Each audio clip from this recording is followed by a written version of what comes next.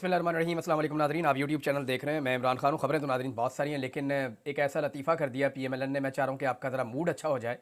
एक अजीबोगरीब काम उन्होंने किया नून लीग के लोगों ने, और यानी मियाँ साहब बड़ी मुश्किल से अपना गम भुलाते हैं, बड़ी मुश्किल से अपनी तकालीफ को कम करते हैं, लेकिन फिर अचानक से उनके घर में से कोई टिकटॉकर उठ के या पीएमएलएन के अंदर मियाँ साहब के खैर ख्वाह उठ के ऊंची आवाज़ में मकेश के गाने लगा देते हैं।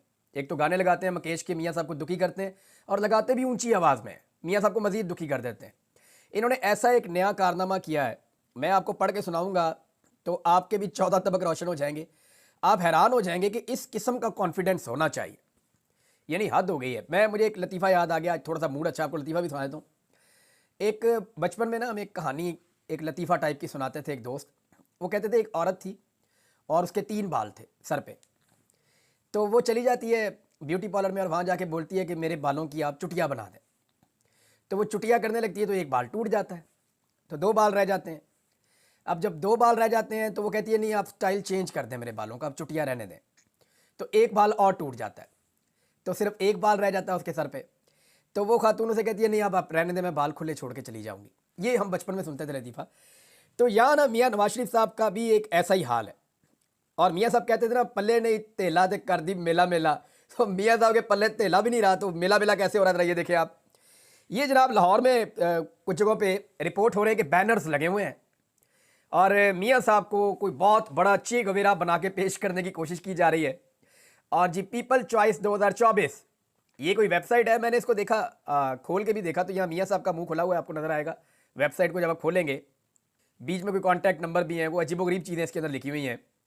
और जनाब मियाँ साहब ने हाथ खड़ा किया हुआ है, 2024 के फाते हैं जनाब मियाँ नवाज शरीफ साहब।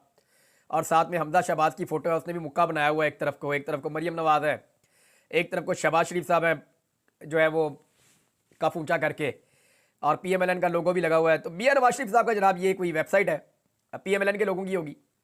अब इन्होंने जनाब एक प्रोग्राम रख लिया है, और प्रोग्राम बड़ा खौफनाक इन्होंने रख लिया, अगर आप पोस्टर को पढ़ेंगे तो आप हिल जाएंगे। प्रोग्राम रखा है कि नवाज शरीफ की टी शर्ट की नीलामी 16 दिसंबर से 20 दिसंबर तक हो रही है। और जो इसका एड्रेस है वो सुल्तान पार्क, मोर्चा स्टॉप, उमर मार्की नज़दीक, Shadbagh underpass, ring road, Lahore. ये ज़रा एड्रेस याद कर लें क्योंकि आप लोगों को जाने में दिक्कत ना हो, आप लोगों ने ये शर्ट खरीदनी है। सुल्तान पार्क, मोर्चा स्टॉप, उमर मार्की नज़दीक, Shadbagh underpass, ring road, Lahore. नीचे जनाब इन्होंने अपना टेलीफोन नंबर भी दिया हुआ है, ये आप देख सकते हैं। अगर आपने इस टेलीफोन नंबर पर कॉल करनी है तो आप कर लें। इनका वेबसाइट का एड्रेस भी है www.peoplechoice2024.com। अब पता नहीं किसने मियाँ साहब के साथ ये मजाक किया है, तो वैसे ये मजाक ही है, और मियाँ साहब के साथ मजाक कर दिया गया एक मरतबा। फिर कौन खरीदेगा मियाँ साहब की टी शर्ट? देखिए, अगर किसी ने लेनी भी है तो उसको पैसे देने पड़ेंगे कि यार ये पैसे पकड़ो, जाके मियाँ साहब की टी शर्ट ले आओ। तो अपनी जेब से अगर 1 करोड़ रुपया, 50 लाख रुपया, 60 लाख रुपया लोगों को देकर, गरीबों को, और उन्हें कहा जाए कि लाइन में लगो, लंबी लाइनें लगनी चाहिए, मियाँ साहब की टी शर्ट खरीदो, तो फिर तो चलो बात समझ आती है। लेकिन ये ऐसे होना नहीं है। मैं सिर्फ एक चैलेंज देता हूं, एक शर्त के साथ। इमरान खान की फोटो ना लगाएं, सिर्फ एक शर्ट के ऊपर 804 लिखवा दें, सिर्फ 804 लिखवा दें, और मियां साहब के मुकाबले में दुनिया के किसी भी स्टॉल पे रखते हैं। मैं आपको लिख कर देता हूं कि इमरान खान की 100 शर्ट्स बिकेंगी मियां साहब की 10 शर्ट के मुकाबले में, बल्कि 2 शर्ट्स के मुकाबले में भी। इतनी ज्यादा मकबूलियत का फर्क है इमरान खान का और मियां नवाज शरीफ का। और ये मियां नवाज शरीफ साहब ने अपनी मकबूलियत में कोई और नहीं कसूरवार, मियां साहब खुद कसूरवार है। मियां साहब की अपनी औलाद ने और मियां साहब के अपने भाई ने मिलकर मियां साहब को, और मियां साहब ने अपनी मर्जी से अपने आप को, अपनी मकबूलियत को आग लगाई है अपने हाथों से। इतनी पॉलिश की, इतनी पॉलिश की कि मकबूलियत जो है वो काली स्याह हो गई है, वो नजर नहीं आती। ये किया मियां साहब ने। इमरान खान साहब की एक फोटो आप निकाल के बेचे ना एक टी शर्ट के ऊपर, और दूसरी तरफ आप पाकिस्तान की सारी पोलिटिकल क्यादत की फोटो लगाएं, नवाज शरीफ, जरदारी, फजलुर रहमान, एएनपी वाले, एमजीएम वाले, सबकी फोटो आप लगाकर बेचें। इवन एस्टेब्लिशमेंट के बंदों की भी फोटो आप लगा दें, नहीं बिकनी। और सौदा बिकना ही नहीं। थोड़े दिन पहले काशिफ बासी साहब कह रहे थे ना कि वो बेचने के लिए कोशिश करते हैं। मुस्तफ़ा नवाज खोकर साहब ने बताया जी बड़ी कोशिश की बिलावल का सोशल मीडिया उठाने के लिए, बाहर से बंदे हायर किए, बड़ा पैसा भी इन्वॉल्व किया, नहीं हुआ। भाई प्रोडक्ट बिकती है, वो यही कह रहे थे ना, सौदा होएगा तो बिकेगा ना। जब सौदा ही बिकने वाला नहीं है तो आप जितनी मर्जी अच्छी दुकान में रखें, वो नहीं बिकना। तो यह मियां नवाज शरीफ साहब के लिए एक और शर्मिंदगी का बायस ये चीज़ बन सकती है। मेरे ख्याल में इसका नोटिस लेना चाहिए, और नोटिस लेके इसको कैंसिल करवाना चाहिए, या फिर लोगों को करोड़ों रुपया देकर उन्हें कहा जाए कि आपने जाके लाइन में लग के मियां साहब की शर्ट खरीदनी है, ताकि जो है वो एक माहौल वहां पे बन जाए। लेकिन मैं चैलेंज करता हूं कि पाकिस्तान नहीं, दुनिया के किसी मुल्क के किसी कोने के अंदर आप इमरान खान की और नवाज शरीफ की शर्ट निकाल के बेचें। आप इमरान खान और नवाज शरीफ का मुकाबला करके देख लें, इंडिया में कर लें, पाकिस्तान में कर लें, बरतानिया में कर लें, जहां मर्जी कर लें। भाई आप इमरान खान का मुकाबला करना है तो आप आलमी सतह के लीडरों के साथ कर सकते हैं। आप आलमी सतह के लीडर के साथ इमरान खान साहब का कंपैरिजन करें और फिर निकालें उनकी शर्ट और बेचें, तो इमरान खान फिर भी कहीं ना कहीं एग्जिस्ट कर रहा होगा। वो ब्रांड है, वो इनसे बहुत आगे है। ये वहां तक सोच ही नहीं सकते, पहुंच ही नहीं सकते। मियां साहब की दोबारा बेइज्जती करवाने लगे और ऊपर से मियां साहब को फंसवा दिया। फंसे कैसे, ये जरा आप खबर देखिए। ये खबर भी बड़ी इंपॉर्टेंट है और इसमें जो है मुझे आपको 3 जजेस के रिमार्क्स भी पढ़ के सुनाने पड़ेंगे। उसकी वजह यह है कि जब आप ये सुनेंगे तो आपको आइडिया हो जाएगा कि मामला कितना सीरियस है। आदिल बज़ई आपको पता है, जिसका सबसे ज्यादा अब तक नुकसान हुआ एमएनए बनने के बाद माली नुक्ता नजर से, वो आदिल बज़ई का हुआ है। अरबों रुपए का नुकसान हुआ है। प्लाजे गिरा दिए, घर गिरा दिए, कारोबार तबाह कर दिए, हर चीज इनकी बर्बाद कर दी गई है आदिल बज़ई की। लेकिन इसने इमरान खान से बेवफाई नहीं की। इसने कहा जी मैं नहीं इमरान खान को अब छोड़ के जा रहा। तो आदिल बज़ई के जो है वो बयान हल्फी पे वो चले गए सुप्रीम कोर्ट। उन्होंने जाके कहा जनाब मैंने तो कभी नून लीग ज्वाइन ही नहीं की। नवाज शरीफ ने एक झूठा हलफनामा इनकी जमात ने दिया मेरा और उसकी बुनियाद के ऊपर मुझे इनका मेंबर डिक्लेयर कर दिया। मैं इलेक्शन कमीशन को कहता रहा हूं कि मैं मेंबर नहीं हूं। भाई मेरा बयान हल्फी ये वाला जो मैंने पीटीआई को दिया है, लेकिन इलेक्शन कमीशन ने मुझे नवाज शरीफ के कहने के ऊपर डी सीट कर दिया। अब नवाज शरीफ ने इलेक्शन कमीशन ऑफ पाकिस्तान को अंडरटेकिंग दी हुई है कि ये बंदा जो है ये मेरी पार्टी का है। जाली बयान हल्फी जमा करवाने का मतलब पता है आपको क्या है? नवाज शरीफ साहब फंस गए क्योंकि सुप्रीम कोर्ट ऑफ पाकिस्तान ने फैसला दे दिया आदिल बज़ई के हक में। जस्टिस से आयशा मलिक साहिबा, जस्टिस अकील अब्बासी साहब और जस्टिस मंसूर अली शाह साहब। अब जरा आप ये देख लीजिए इनके रिमार्क्स। जस्टिस आयशा मलिक साहिबा कहती है हकायक जांचने के लिए कमीशन ने कोई इंक्वायरी की है। इलेक्शन कमीशन ने कि भाई कौन ठीक कह रहा है, नवाज शरीफ सच बोल रहे हैं आदिल बज़ई? ये तो नहीं हो सकता कि इलेक्शन कमीशन कहिए नवाज शरीफ क्योंकि बड़ा आदमी है सच बोल रहा है। अब इस पे जो है ना वो अकील अब्बासी साहब कहते हैं बस बड़े साहब का खत आ गया तो बंदे को डी सीट कर दो, ये नहीं हो सकता। समझ गए आप बात? और तीसरी चीज जो है वो जस्टिस मंसूर अली शाह साहब का एक जुमला, उन्होंने कहा पैमाना तो सख्त होना चाहिए था। अब आदिल बज़ई तो हो गया वापस अपनी सीट के ऊपर बहाल, लेकिन नवाज शरीफ साहब ने जो झूठ बोला इलेक्शन कमीशन ऑफ पाकिस्तान में, मियां साहब पड़ गए दोबारा मुश्किल में। अल्लाह अल्लाह करके वो पहले उनकी नाअहली खत्म हुई है, अब दोबारा वो नाअहल हो सकते हैं। तो यहां अगर आदिल बज़ई को मौका मिला और कभी माहौल बदला और वो पूरी फोर्स के साथ आया और वो ये करने में कामयाब हो गया, तो आदिल बज़ई मियां नवाज शरीफ का सियासी सर ले जाएगा, कम से कम इस टर्म के लिए तो ले जाएगा। तो ये जरा मियां नवाज शरीफ साहब के लिए अच्छी नहीं बुरी खबरें थी। नाज़रीन, एक मैंने सर्वे करवाया था कि जनरल फैज़ का हो रहा ट्रायल, तो क्यों नहीं जनरल बाजवा का हो रहा? देखें, पीएमएलएन अब ये गवाहियां दे रही है। पीएमएलएन के लोग कह रहे हैं कि जनाब जो कुछ भी हुआ वो जनरल फैज़ नहीं, उस वक्त क़यादत भी साथ ही थी।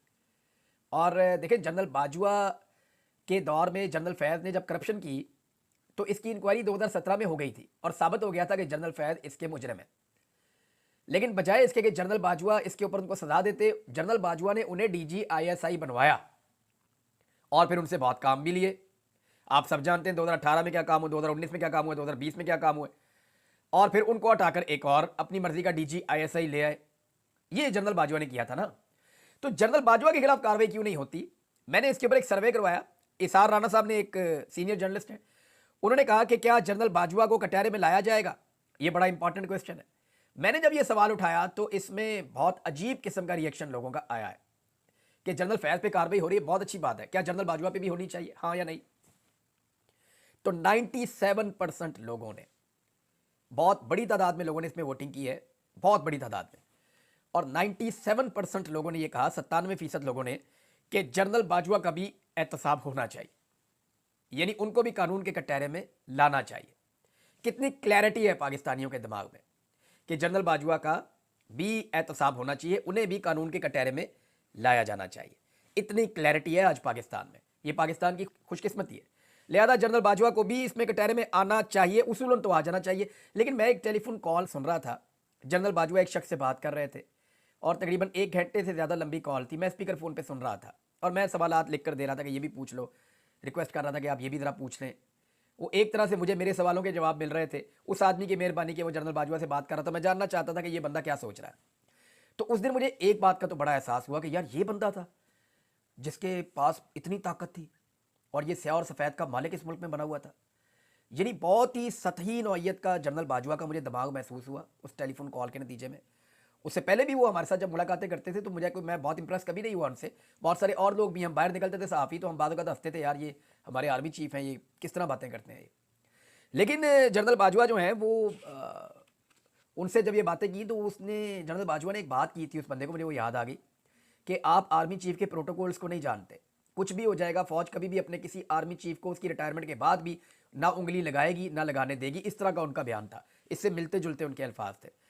तो क्या ये बात ठीक है, या एक साबिक आर्मी चीफ के खिलाफ भी एहतसाब और कार्रवाई हो सकती है? लोग तो मुतालबा कर रहे हैं। मैंने सर्वे करवा कर देखा, अगर किसी को नहीं पसंद आया मेरा सर्वे तो कोई और खुद करवा कर देख ले, पता चल जाएगा कि लोगों की राय क्या है।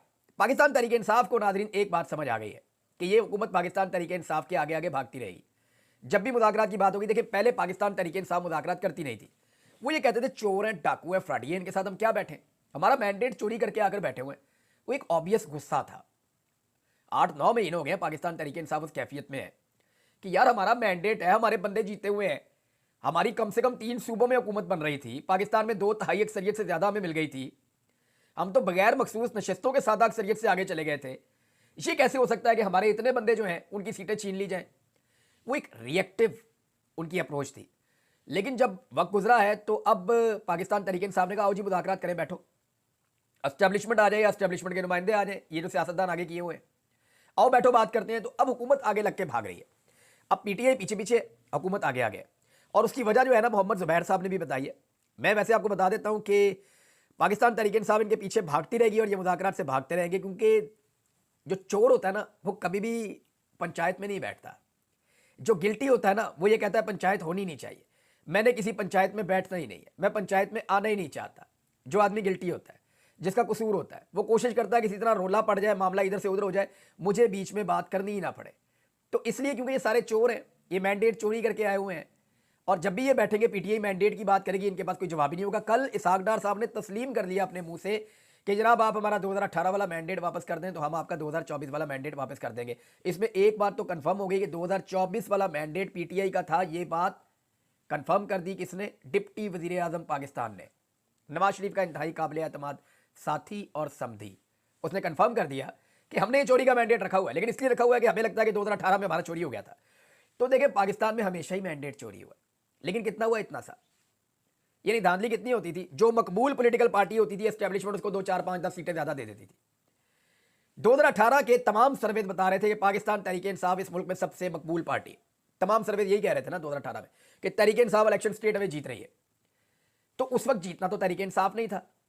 हत्ता कि जब आरटीएस बिठाया गया उसके बाद पंजाब में तहरीक इंसाफ से बहुत बड़ी मिकदार में सेंट्रल पंजाब में सीटें छीन ली गई, लेकिन तहरीक इंसाफ को सिंध में कराची से कुछ सीटें मिल गई। लेकिन तहरीक इंसाफ को एक ऐसे माहौल में पहुंचाया गया जहां पे उनकी इंडिपेंडेंट हुकूमत ना बने, बल्कि उनको बैसाखियों वाली हुकूमत दी जाए। ये तहरीक इंसाफ के साथ 2018 में ज्यादती हुई थी, पीएमएलएन के साथ नहीं हुई थी। मैं आपको फिर बता रहा हूं। और उस वक्त भी कोशिश की गई थी कि शहबाज शरीफ की हुकूमत बना दी जाए, लेकिन रिएक्शन बड़ा सख्त आ रहा था, लिहाजा इमरान खान साहब को मौका दिया गया कि बड़ी पार्टी आपकी, आप हुकूमत बना ले।